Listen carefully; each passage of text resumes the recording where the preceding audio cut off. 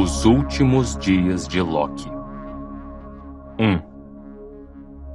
Balder estava morto, e os deuses ainda choravam sua perda. Estavam tristes, e chuva cinzenta caía sem parar, e não havia alegria na terra. Loki, quando retornou de uma de suas viagens a lugares distantes, não estava arrependido. Era a época do festival de outono no salão de Air, onde os deuses e elfos estavam reunidos para beber a cerveja recém-fermentada do gigante do mar, feita no caldeirão que Thor trouxera da terra dos gigantes, muito tempo antes. O Loki estava lá. Ele bebeu a cerveja de Air, além da conta.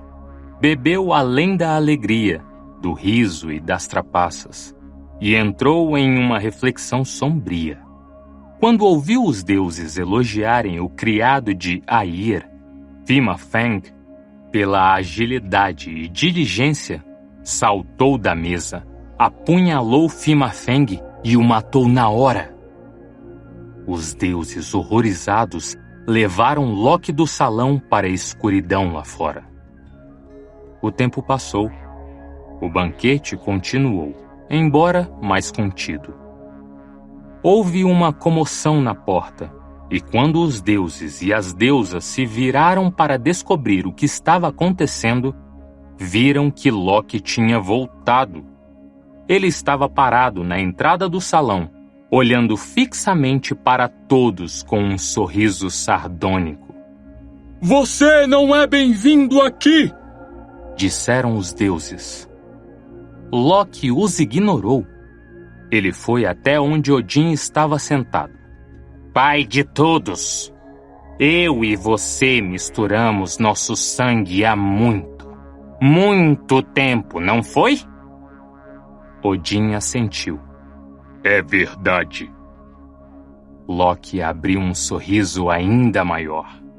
Você não jurou na época, ó grande Odin, que só beberia a uma mesa de banquete se Loki, seu irmão de juramento, bebesse com você?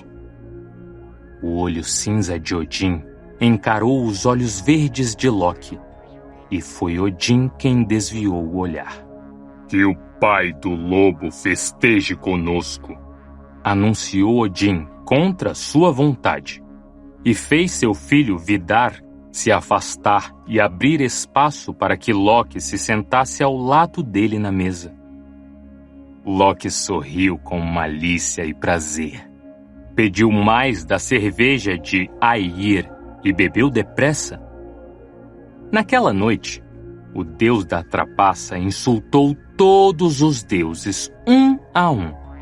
Disse aos deuses que eram covardes.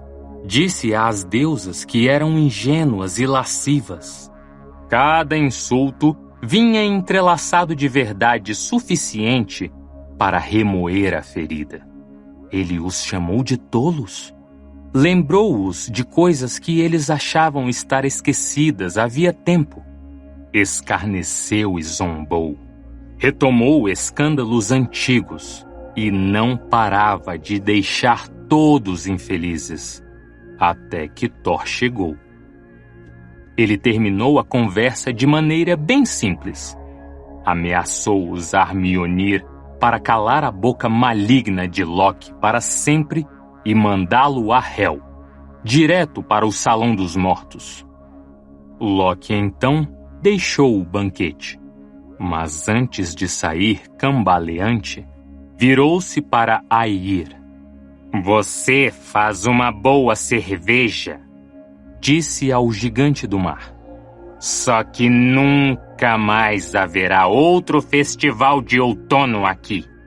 Chamas consumirão este salão e o fogo queimará sua pele, arrancando-a da carne. Tudo que você possui lhe será tirado. Isso eu juro.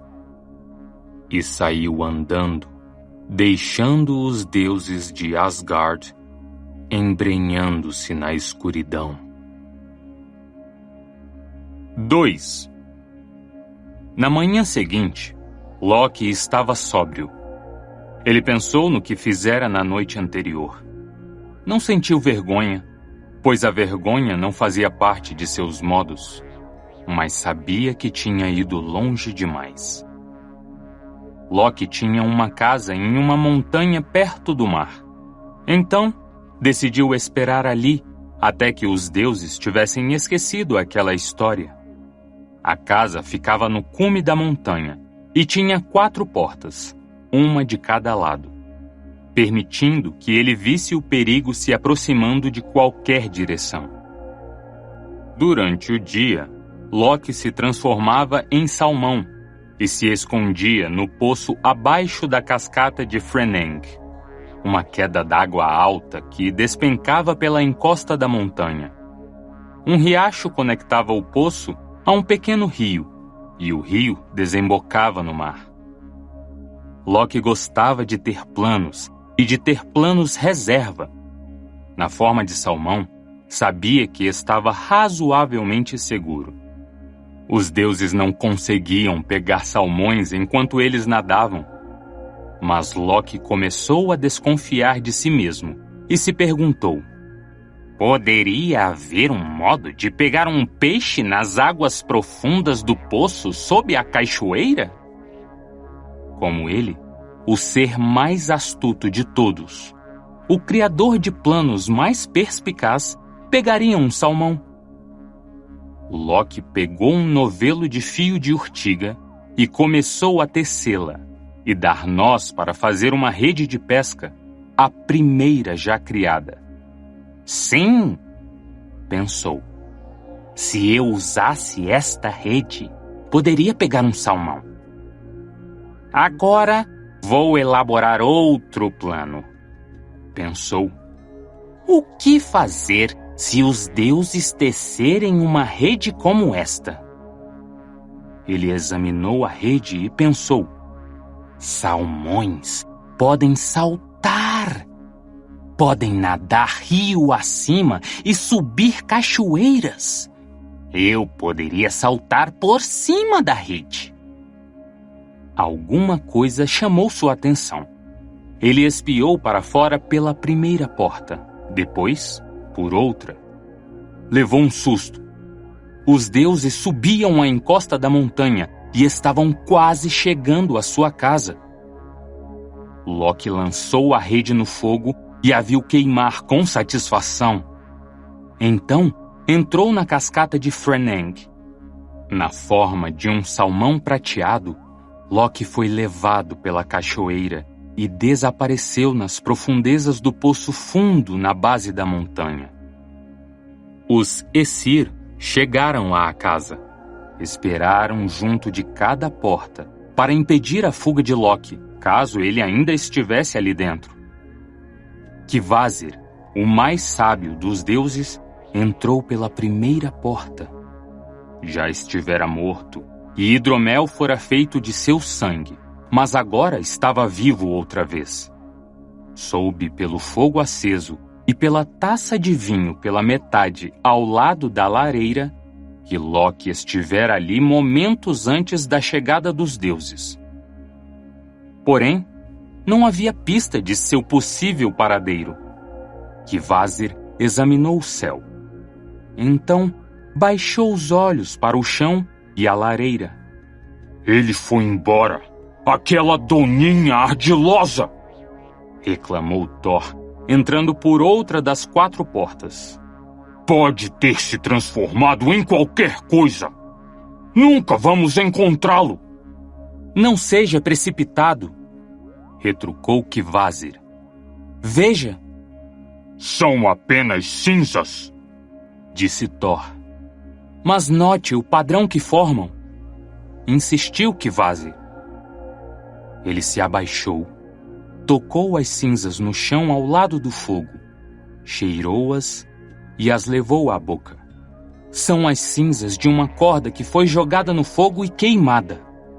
E a corda foi feita com aquele novelo de urtiga ali no canto. Thor revirou os olhos.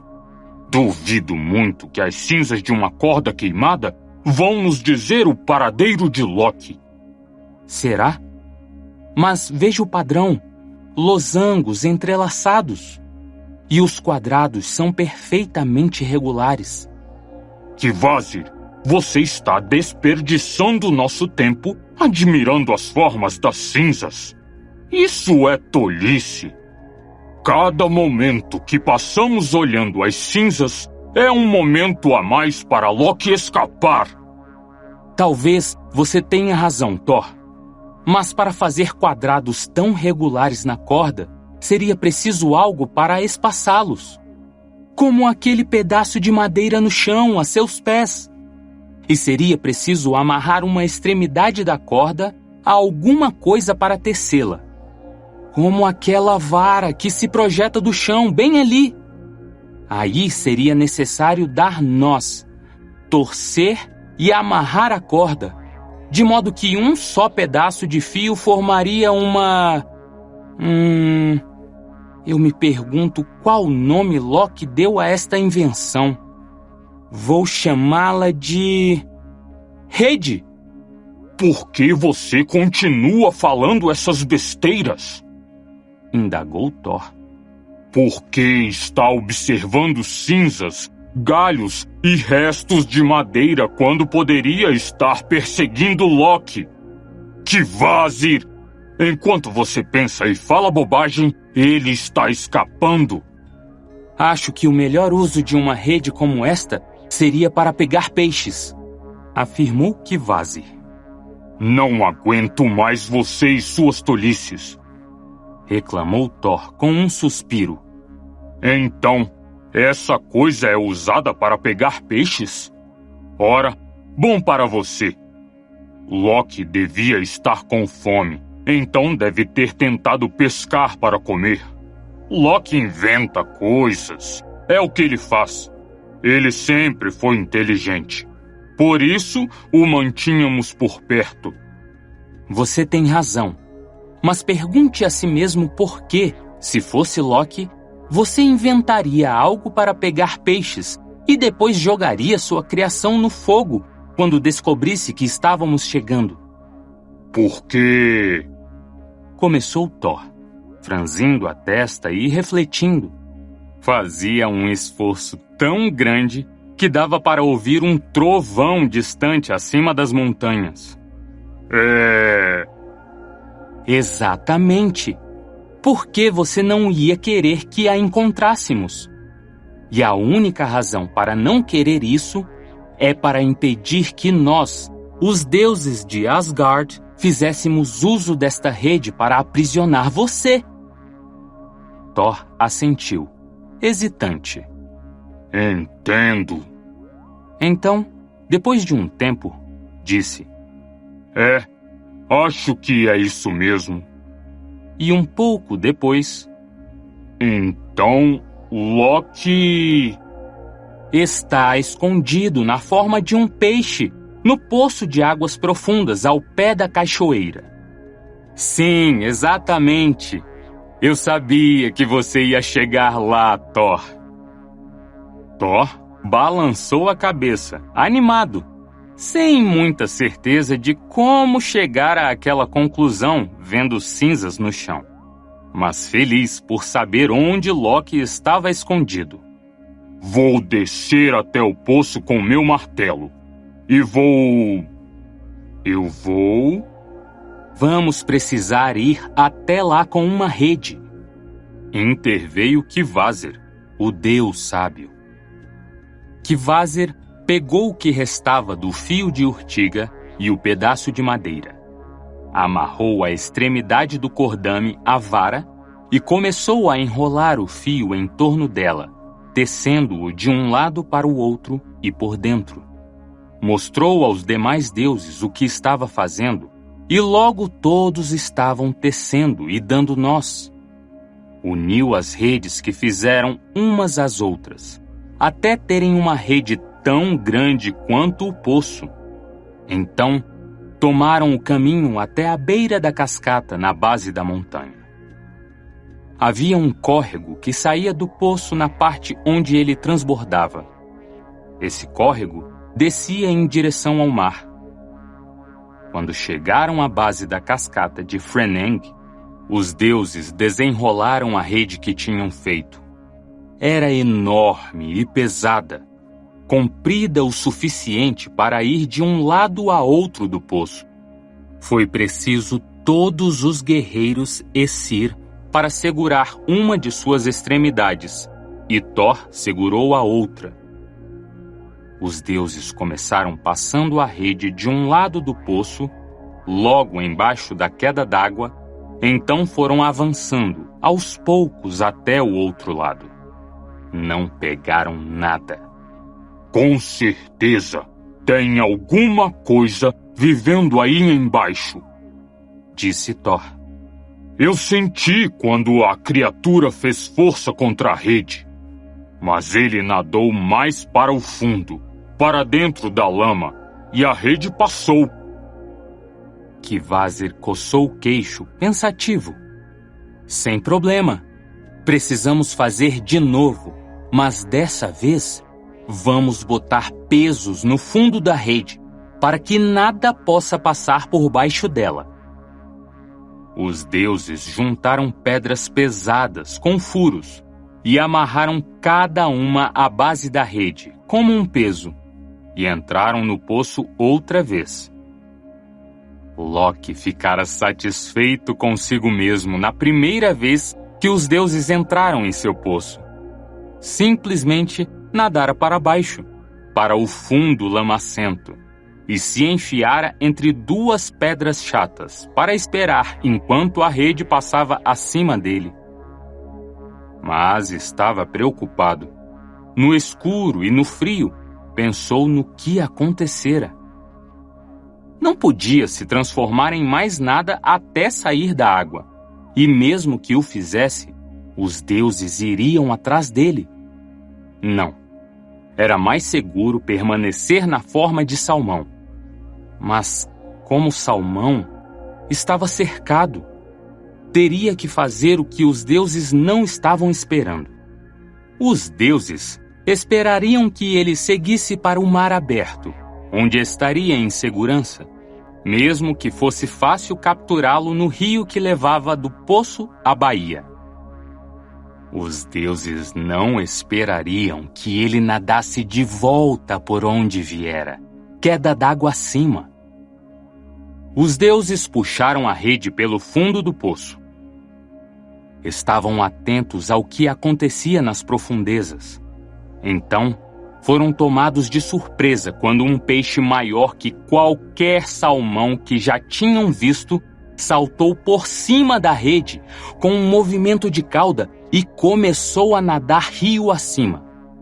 O salmão enorme subiu a cachoeira a nado, saltando e desafiando a gravidade como se tivesse sido jogado para o alto. Kvasir gritou com os Aesir, ordenando que formassem 2 grupos, um em cada extremidade da rede. Ele não vai ficar muito tempo na cachoeira. Fica exposto demais. Sua única chance é chegar ao mar. Então os 2 grupos vão continuar arrastando a rede. Instruiu Kvasir, o mais sábio dos deuses. Enquanto isso, Thor, você vai caminhar pelo meio da água. E quando Loki tentar outra vez aquele truque de saltar por cima da rede, você o agarra no ar, como um urso pegando um salmão. Mas não o deixe escapar, ele é traiçoeiro. Já vi ursos pegarem salmões pulando no ar, disse Thor. Sou tão forte e tão rápido quanto qualquer urso. Vou conseguir. Os deuses começaram a arrastar a rede rio acima, na direção do local onde o enorme salmão prateado aguardava pacientemente. Loki tramava e planejava. Conforme a rede se aproximava, ele soube que chegara o momento crítico. tinha que saltar por cima dela como fizera antes, e dessa vez ia correr na direção do mar. Ficou tenso como uma mola prestes a se soltar. Então se lançou no ar. Thor foi rápido. Viu o salmão prateado brilhar ao sol e o agarrou com as mãos enormes, como um urso faminto. Salmões são peixes escorregadios, e Loki era o mais escorregadio dos salmões. Ele se debateu e tentou escapar através dos dedos de Thor, mas o deus apenas apertou com mais força e o segurou bem firme pelo rabo. Dizem que, desde então, os salmões ficaram com corpos mais estreitos perto da cauda. Os deuses trouxeram a rede e a envolveram bem em torno do peixe e o carregaram. O salmão começou a se afogar no ar, ávido por água, e então se debateu e se contorceu. Não demorou para eles estarem carregando um Loki ofegante. "O que vocês estão fazendo?"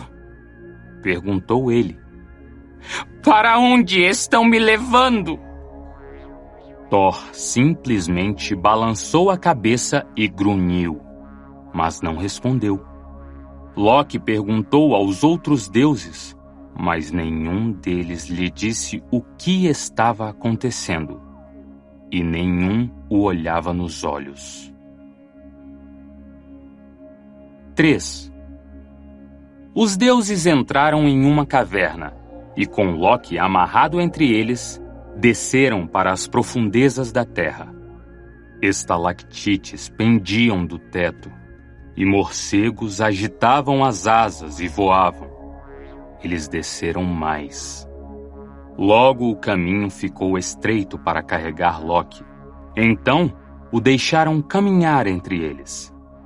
Thor ia imediatamente atrás, com a mão no ombro do traidor. Desceram por muito tempo. Nas profundezas da caverna havia ferretes no fogo, e 3 pessoas esperavam por eles.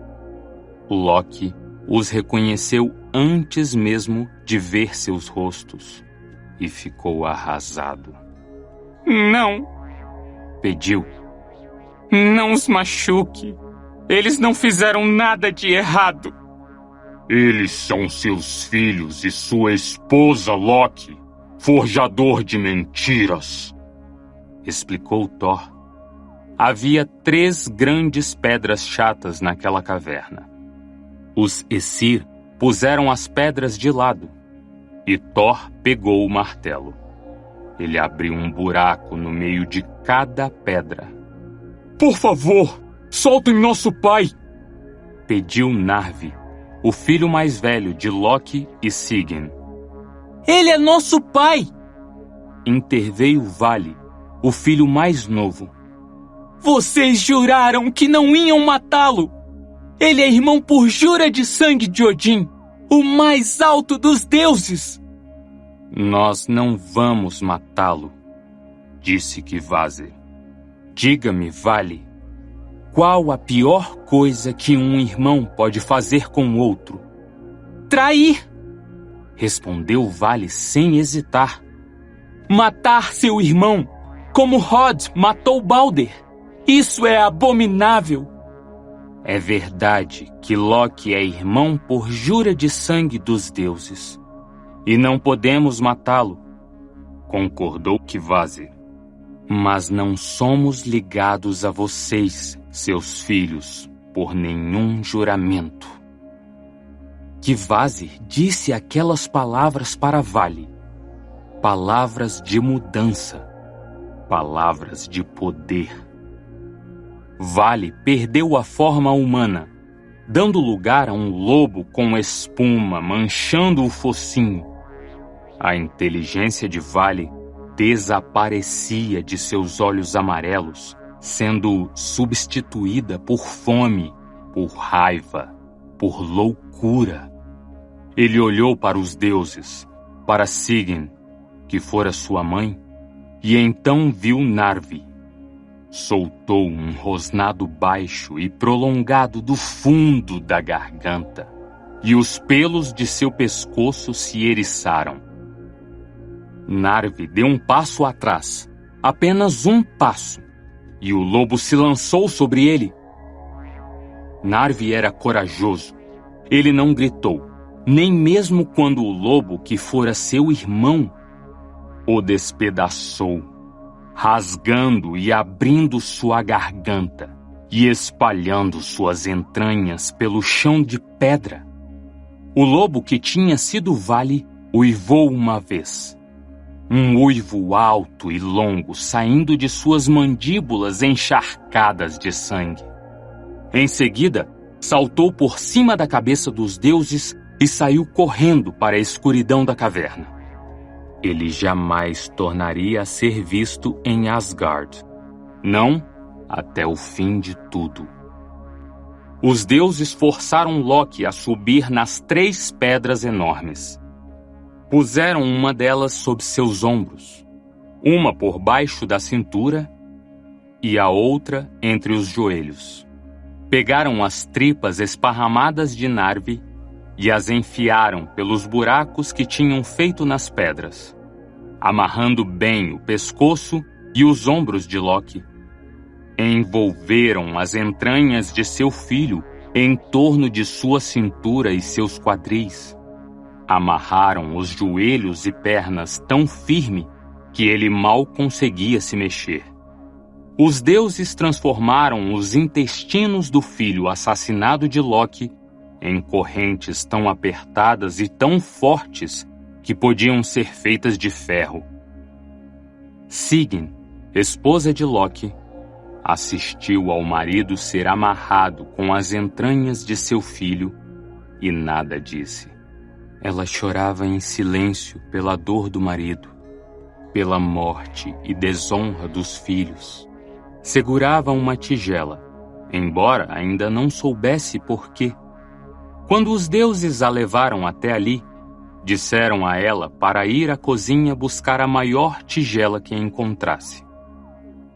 Skadi, filha do falecido gigante Thiazi, esposa de Njord, dos Belos Pés, entrou na caverna.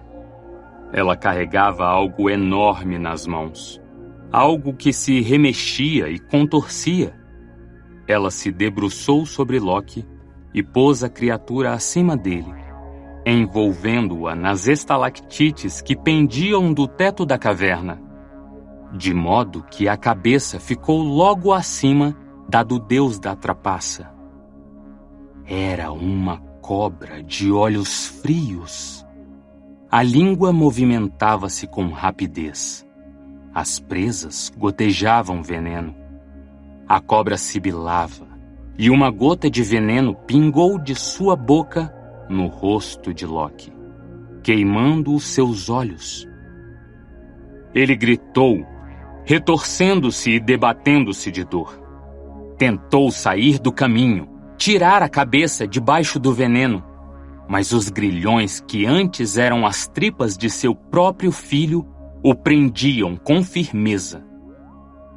Um a um, os deuses deixaram o local, os rostos marcados por uma satisfação terrível. Logo, restou apenas Kvasir. Sigyn olhou para o marido amarrado e para o cadáver estripado do filho assassinado pelo lobo. O que você vai fazer comigo? Perguntou ela. Nada, respondeu o Deus sábio. Você não está sendo punida. Pode fazer o que quiser. Então, ele deixou a caverna. Outra gota do veneno da serpente caiu no rosto de Loki, que gritou e se contorceu, forçando os grilhões. A própria terra se moveu quando ele se debateu. Sigyn pegou a tigela e foi até o marido. Ela não disse nada. O que poderia dizer? Mas ficou ao lado da cabeça de Loki, com lágrimas nos olhos, usando a tigela para pegar as gotas de veneno que caíam das presas da cobra. Tudo isso aconteceu muito tempo atrás, em uma era esquecida, nos dias em que os deuses ainda caminhavam pela terra. Tanto tempo que as montanhas daqueles dias se desgastaram e os lagos mais profundos se transformaram em terra seca. Sigyn ainda aguarda ao lado da cabeça de Loki, como fez desde o primeiro dia, olhando fixamente para seu rosto belo e retorcido. A tigela que ela segura se enche devagar, uma gota de cada vez, mas com o tempo fica cheia de veneno até a borda. É só então que Sigyn se afasta de Loki. Ela esvazia a tigela e, enquanto está longe, o veneno da serpente cai no rosto e nos olhos de Loki. Ele tem convulsões, se agita, se move violentamente, se sacode, se torce e se retorce, a ponto de fazer a terra toda tremer. Quando isso acontece, nós aqui em Midgard chamamos de terremoto.